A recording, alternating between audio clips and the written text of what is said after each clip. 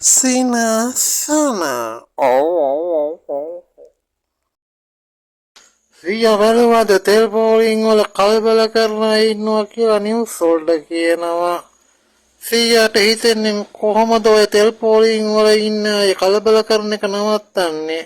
ඕවා ප්‍රශ්න කරගෙන සමහරු දැඟලුවට හීම් පුතේ ඕවා ප්‍රශ්න තෙල් පෝලිං වල ඔයිට ඉස්සෙල්ලත් ඉතින් කලබල කරානේ. ඒවට උත්තර නොදී හිටපු ඉඳන් ඔය පුරුද්දට ගිහින් තියෙන්නේ.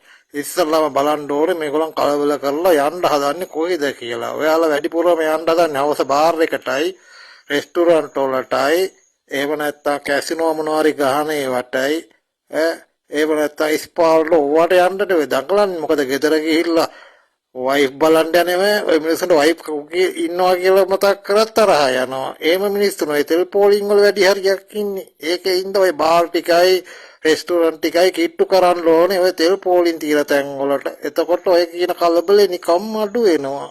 එතකොට ඔවට යන්නේ නැති වයසක කට්ටියම හිටියොත් මොකද සීය කරන්න ඕනේ? උන්ට ඉතින් මොනවත් නැහැ 96 ලෝක කුසලානේ ගහලා දිනපු එක දාලා දුන්නා නා කට අරන් බලායිදී රෑ දිනකම් උනත් තෙල් මිල තව 200කින් වැඩි කරත් ඔවුන් හිතන්නේ ලකුණු වැඩි වෙනවා කියලා මැච් එකේ. ඒම જાති යන්නේ බා රටේ ඉන්නේ ඒක දන්න හින්දානේ පාලකව ප්‍රශ්නයක් වෙනකොට මැච් එකක් දාන්න පුරුදු වෙලා තියෙන්නේ. එතකොට සීයා කියන්නේ තෙල් පෝලිං වල කලබල අඩු කරන්න සෙඩ් එක බూరు පොලක් කරන්න කියලාද? බලහන්කො ඉතින් මං කියන්නේ කරලා හරියන්නේ නැද්ද කියලා. එකෙන්ම හරියනවා.